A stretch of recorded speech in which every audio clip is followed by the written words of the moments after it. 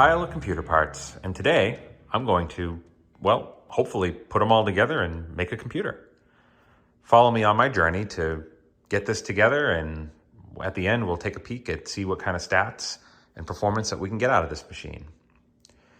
So you'll notice a few things here. One is you'll see this Maximum PC Magazine $600 budget build. So spoiler alert, that's sort of what my inspiration for this project was. You'll also see a bag from the store that I bought all these parts at. It's called Microcenter. There's a few around the US. There's one nearby where I live in the Boston area, in Cambridge, Massachusetts. And it's a really cool store. You can go there and buy anything to go build a computer locally. So you can, go in, compare, physically hold these items in your hand, put them in a cart, walk around the store, and check out and have bags and come home with them. So it's kind of cool, and you get to compare and look at all these different cases and parts. It's a really neat experience. I was going on vacation and I was stuck in an airport and saw this magazine, and it's been about a decade since I built a computer, maybe a little longer than that. So I've really fallen out of the hardware landscape. I do more in the software engineering side these days. But I always have had a passion for technology and for building computers. So I saw this magazine and said, wow, gee, $600, I could swing that, and be kind of cool to build a computer and get up to date with all the latest hardware. So that's what I've done here. I took a ride to Microcenter with some friends and kind of followed some of the guidance in this magazine. And they didn't have everything, so I had to make some substitutions. But ultimately, we'll walk through what all the parts that I have here. We'll unbox them together, talk about them, I'll assemble it, and then at the end of this, we'll take a peek and see what kind of performance I can get out of this machine. And hopefully everything works and I don't destroy anything in the process. So stay tuned and we'll jump right in. So why don't we start off by opening up the case. This is a Nixt, I don't know how to pronounce that, but it had pretty good reviews and it looked pretty cool in the store. So it's an H510 Flow mid-tower case. So I'm gonna open up the box and we'll take a peek at what's inside. All right, well, now that we get this case out of the box, let me try and bring in on it here so you can see what we got. This is the side profile, and you can't really see inside of it, but it's tempered glass, and you can pull that glass off. And what's cool about it is if you have some lighting and things like that, you can obviously see inside and get to look at your pretty computer. The front here, all right, let's take a look at the top. You have, looks like some USB ports, an audio port, power button. The front, there's no space in the front for a CD drive, which I guess the last time I built a computer, those were still a thing, but apparently most cases that I looked at didn't even have space for those today. So it's such a big case too. I guess it makes sense. I mean, people probably aren't burning CDs anymore. The other side of this case is pretty much just solid piece of sheet metal. It does remove, and we'll do that in a second. And if we spin around here, you can kind of get a sense. We'll take this cover off in a minute. There's a fan inside. And let's take a look at the back. So it looks like we have a spot here at the bottom for the power supply, various IO cards, a fan, and I'm assuming the motherboard. And you got some screws. So you got these screws on the left, 2 screws to pull out the side in which the motherboard would go on. And then you have, looks like just 1 screw at the top here to take apart the tempered glass area. So let's try to do that real quick. It looks to be, there's a little tab here. It looks like you just kind of maybe put some pressure on this. It's hard to do this. Okay, here we go. And just, so it's 1 screw, you put some pressure on it. This folds down, this piece of glass folds down. And now you can see on inside the case. So you have your fan, some ventilation, some more ventilation at the bottom, another fan in the front. I'm not sure how easy this is to see. There's some spots on the sides for mounting some cards, and your motherboard in the back. So pretty basic case. Quality-wise, honestly, I don't know that I'd give it an A, but it seems like it'll be decent. I mean, 10 or 12 years ago, I feel like cases were a little bit more sturdy. This feels a little chintzy, to be honest with you. But granted, I mean, it's just gonna sit on the floor for 5 years, so it really doesn't need to be that strong, I suppose. All right, so let's move on to the next component. All right, so let's do the processor next. We have a 10th gen Intel Core i5.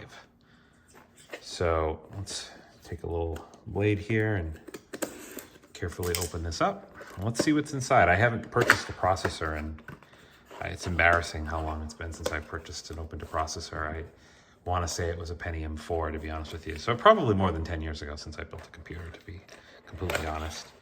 But let's pull this thing apart. So what do we have here? Well, some kind of, a sticker. That's important. I hear the computer runs faster if you put that on the top. It's got to go on the top. So just keep that in mind. Oh, it looks like we've got some kind of fan. Oh, okay, so the processor is on top. Cool. So how does one open this thing? Maybe pull these tabs. Oh, I see, there's some tabs on the side here. Maybe these come out. Wow, okay. So, wow, that's cool looking. So, yeah, this would be the fan. It says Intel something on it. It's got some wiring. Oh, it looks like there's some kind of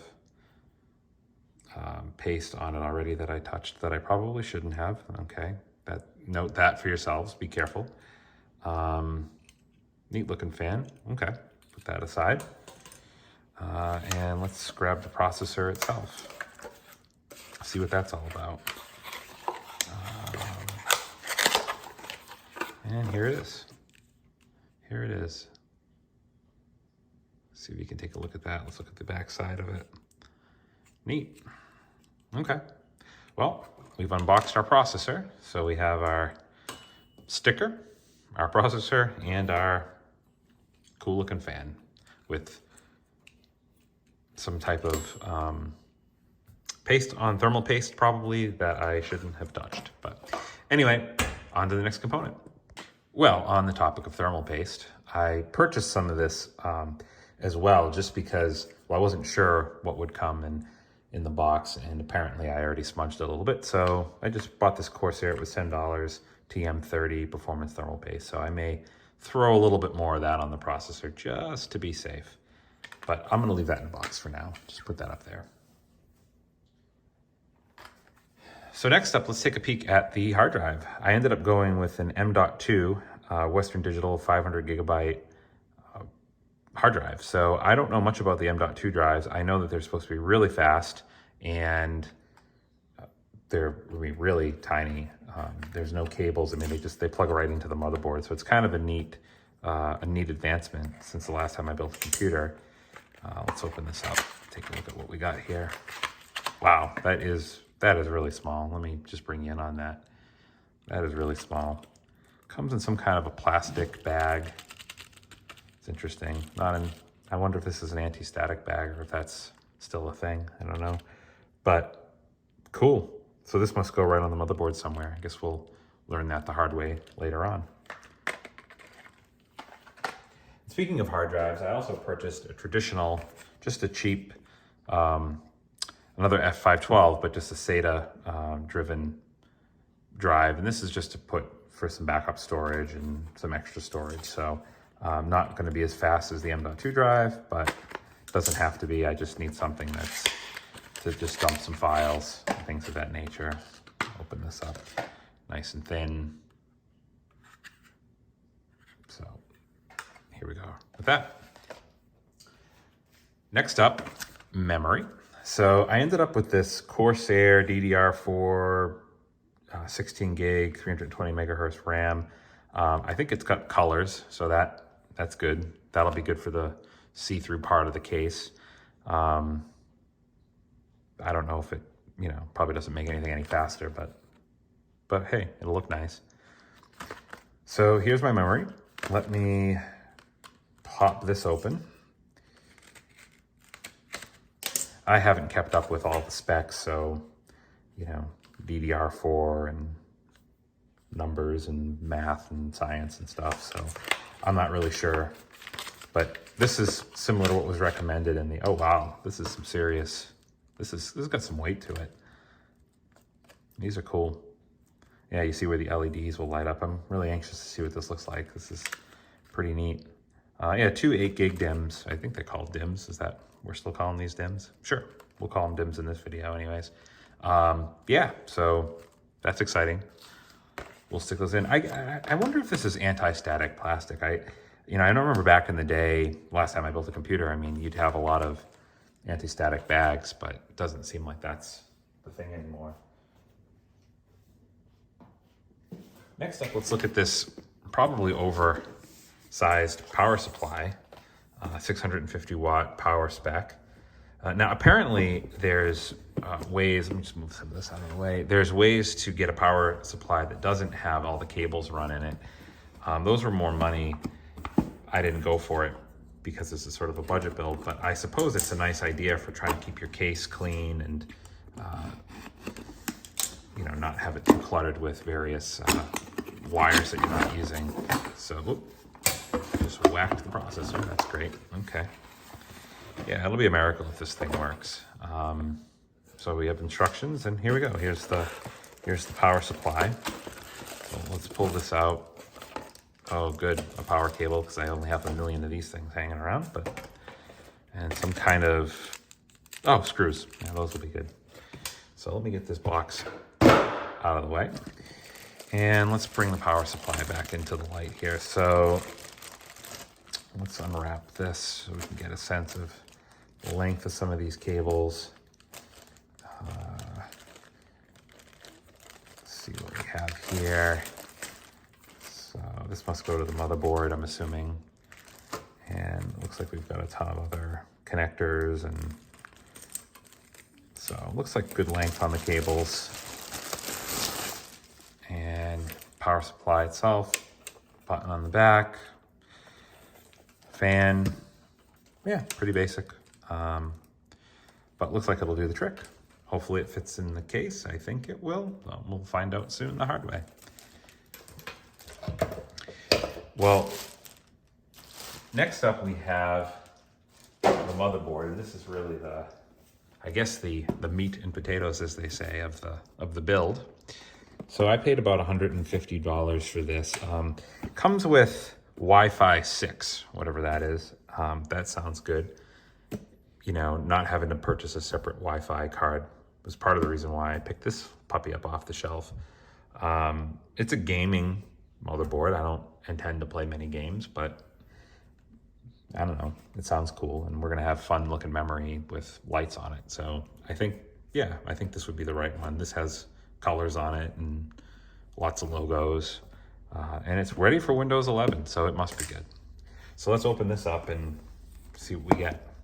To be honest, this was probably the component I was most excited to open up. I've always been fascinated by motherboards, just their sheer complexity of all the different things that are on them and what they can do. And so I'm assuming this has something to do with the Wi-Fi. Let's open this up. Yeah, I think this is like some sort of these things like screw in somewhere and on the back, and this is probably a little stand of sorts. Talk about over-engineered. This is kind of, I don't know how this would, it'll go in there somehow, but probably this way or this way, or maybe this way. Well, I don't know. Well, we'll figure that out later, but this is probably for the Wi-Fi if I had to guess. Let's open this up. Yeah. Here we go. Here's an anti-static bag, finally. Been looking for one all day. So let's yank this out. And let's just put this aside for a moment. Let's see what else is in the box. Okay, I'm just gonna gently put that away. Okay, this is, I have no idea what this is. It looks like some kind of little pads or something. I'm not sure. Looks like we have SATA cables, maybe? I'll have to dig into what these are exactly. Oh, this must be ways to mount the motherboard, it looks like. Some type of studs. A certificate of reliability. Wow, that's pretty official. This is for passing the rigid reliability test of the following components. I wonder which components weren't tested for reliability. Will they tell us? Probably not. Well, that's cool. It's cardboard and very official sounding, so that's nice. We have here, ooh, a compact disc. That's great because my case doesn't support a compact disc drive, and I didn't buy one, but I'm assuming we can download whatever is on here. Oh, cool, instructions. I won't read those. Is this stickers? Oh, I think this is stickers. Now this, I knew there was a reason why I bought this motherboard. Look at all these stickers. That'll make the case pretty cool when we're done with it. I like it. That's awesome. And then stuff that no one's gonna read. Perfect. All right, so now let's gently push that box off to the side. And let's just pull the motherboard back into light. And let's try to be a little more careful with this than I've been with some of the other pieces. And gently pull this out of the bag without touching everything, if that's possible. There we go. And we're gonna set it down nice and gently on here. And we can just have a peek at what we've got in here. We've got our processor, RAM, SATA ports, CMOS battery, power supply. Cool. And then what I'm going to try to do here is hold up the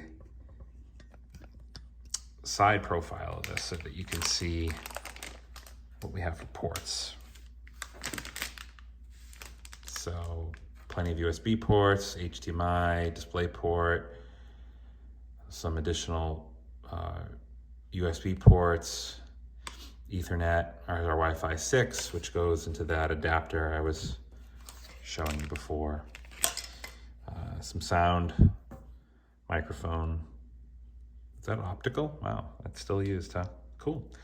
All right, so this concludes an unboxing of all the components. I guess there's one other, I don't know if we could call it a component, but there's one other thing that it's been a very, very long time. And I don't think I've ever actually purchased Windows before, just in a box. I mean, it's obviously I've bought Windows when I've gotten a computer, but I don't think I've ever purchased Windows in a box. So it was kind of an interesting experience.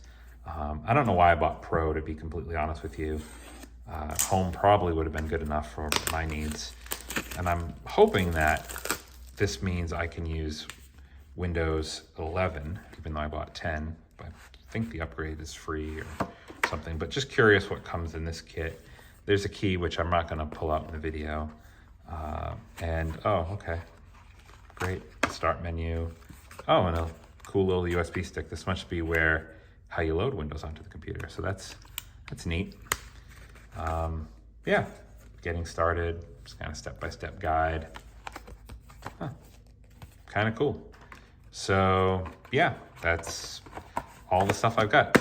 So the game plan from here on in is I'm probably gonna just put all this stuff in because I'm gonna stumble around pretty good on it. And then I'll just give you a summary of what I ended up doing at the end and give you a tour of it. Then we'll boot it up and take a peek at all of the stats and run some tools on it to see how the performance is and that kind of thing. So anyway, stay with me and thanks for watching. Well, it's time for an update. So I figure I'll bring you on in so you can see what I got going on. You'll see here that I've got the processor installed, memory, the M.2, which is in here under this little shield thing. Got various fan connections and front panel hookup, HD audio, power supplies, USB for the front. I'm not even sure what this one does here, but I think that's where it's supposed to go. Doesn't look too convincing. I'll be honest, some of these cables are a little damaged coming out of the box. I'm not super impressed with this case, unfortunately. It's, well, I don't know, just a little flimsy, and honestly, like I said, some of the cables and things that came with it, they were a little damaged, and the box was fine. There was nothing damaged with the box, so I'm not really sure what was going on there. But it looks like I've got all the components in place. I'm not super confident in these fans, to be completely honest, so we're gonna watch and see how these go. Same with the CPU. It looks like there's two slots there for CPU fan, and I put it in what I think is the one label for CPU fan. So we're gonna find out probably not too distant future on what that looks like. Let me just spin this thing around and show you the other side. So we don't judge on the cable management because I'm not done yet. I want to make sure a lot of this works. But as you saw, I have that extra SSD, so that's mounted here in the back, and I'm not crazy about how this power cord is going up to the top of the power supply. But you know, luckily the kit came with some zip ties, so I plan on cleaning all this up and tying it down nice. I guess that's the advantage of going with those power supplies where you don't have all these extra wires. Might not have been a bad investment, but again, budget build, so this will do the trick. So the next step is to really fire this thing up and see what we got. Stay tuned. Okay, well, I've brought a monitor and keyboard out. Now let's take a look at firing this thing up. I haven't turned this on before, so let's see what happens. Fingers crossed. Power supply is on. We see there's a light, some lights on the motherboard lighting up. I'm actually going to take this off so we can see inside. Let's pull this glass out. There we go. Okay, well, let's go for the power button. Ooh, that's cool. All right, both fans are running. All fans are running. Oh, they were running. Now everything's stopped. Oh, okay. Now they're running again. Nothing on the monitor.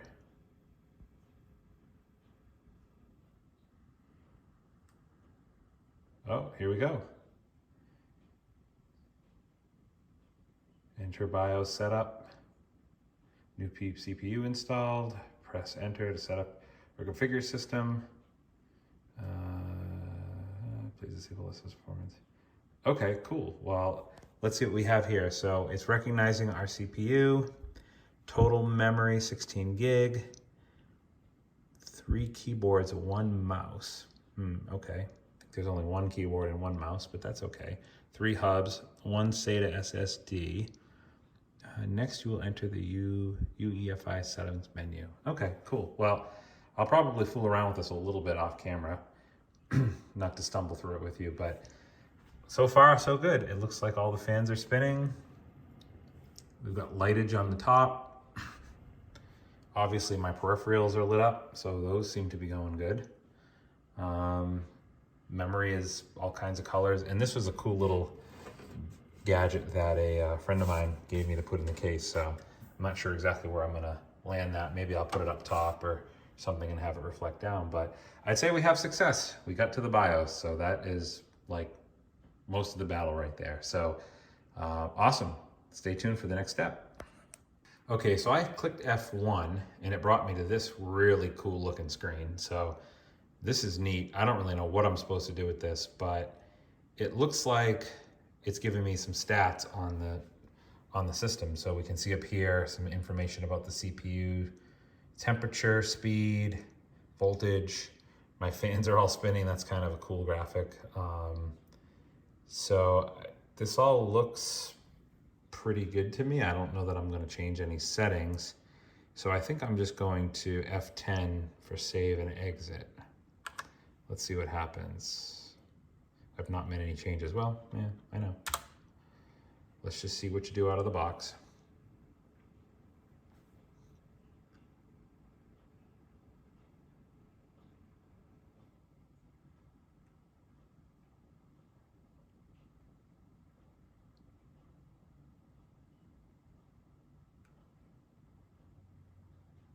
Okay, so we booted back to the screen again. I don't know if that's good or not. So I'll have to play around with this a little bit more to see exactly what I'm doing, but just thought I would share this with you. And now I'm going to go and do a little bit of troubleshooting to figure out what's next. I probably need to boot off of that USB stick and install Windows or something, or change the hard drive configuration. But yeah, we'll figure this out. Okay, well, after digging in a little bit more, I figured out that I made a silly mistake. So if you look here at the storage, you'll now see my M.2 drive, which was not showing up before. if we sneak back over into the case, I remember how I pointed out that I had installed the M2 drive here. That was not the right spot. This was actually the right spot. I think this has something to do with this PCI port. I need to read up on this. I saw something in the manual about that. So I had messed that up. Instead of putting the drive here, I'd put it here, and subsequently it was not being recognized. So now I'm gonna go ahead and install Windows and get this thing booted up, and then we can run some perf tests on it. Well, here we are. The computer's up and running. Windows 10 is installed, and we are ready to start doing some benchmarking. I installed Geekbench 5 so that we could try it out and see what sort of results we get. Oh, wait, what?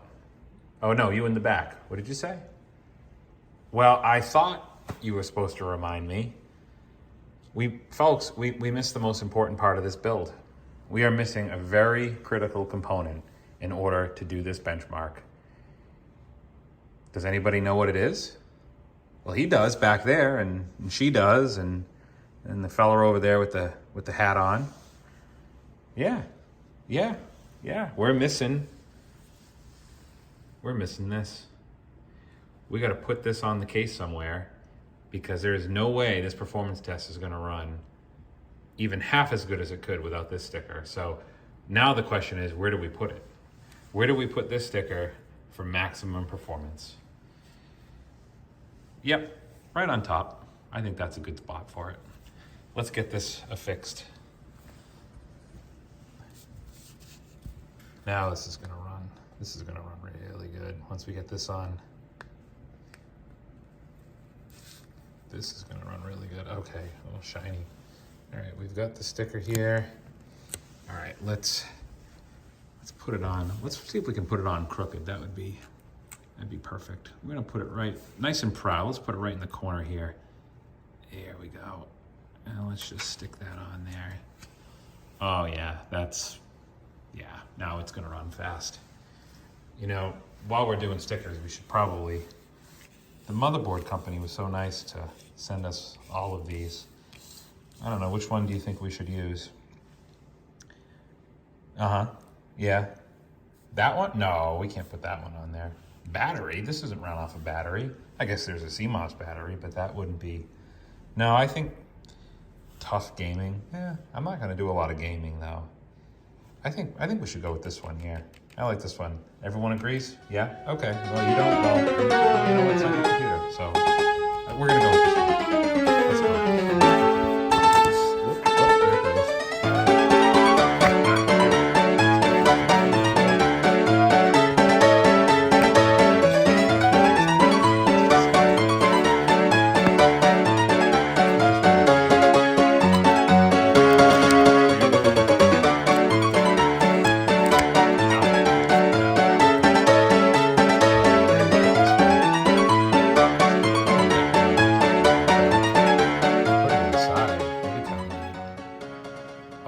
Should go inside. Let's put this one right here. That'd be really cool. Let's put it right there, and let's make it crooked too. We don't want this to look too professional. We don't want Bill Gates calling, having us start building computers for him or anything like that. Perfect. All right, now we're ready to go. So let's click off this benchmark, and here it goes. So I'm just gonna let this run and I'll check back in when it's done. Well, it finished running. It looks like we got ourselves a score here. 4,737 OpenCL score. So I don't know if that's a good score or a bad score or a valid score. Well, no, it's a valid score. It says valid there. So I guess that's good. Would have been nice if they told you maybe how you rank with other, I don't know, similar scores or similar hardware or similar spec hardware or similar manufacturers. I don't know. It'd just be interesting to know where that ranks. Maybe if I sign up, they'll give me that information. But you can comment down below and let me know how you interpret these scores and if you think these are good scores or if you think there's anything I should do or could do to improve this, or if there's any better tools that I can use to find out exactly how well this system stacks up. Well, I think this will about wrap it up for this build. I hope you enjoyed watching me kind of fumble through this and build my first computer in probably over 10 years. I want to do a special shout out and thanks to the Maximum PC magazine for this $600 budget build. Now, they inspired me, but looking at my receipt here, I spent a little bit more than that. I was around $845 with tax and all that to do my build, but that's okay. Part of that is I shopped locally here at a Microcenter store in Cambridge, Massachusetts, and frankly, I probably overpaid for some of the items, but the fact that I was able to go to the store and walk home with them that day and pick all this stuff out myself, and also be in a place of like-minded people, from the folks that work there to the other customers. It was just a really great experience, and it's a place that I like to go to, and I hope that for us enthusiasts, we can keep places like Microcenter going, because places like this just aren't that common anymore. I mean, they're not paying me for any of this. Like I said, I'm just an enthusiast, and I think it's really nice that there's places like this that still exist. So anyway, special thanks to Microcenter for having the parts and being able to go there and buy all this stuff, and to Maximum PC for inspiring me with their magazine, and all my friends and colleagues who keep me interested in this stuff. And thanks again. Thanks for watching. Hope you enjoyed this video.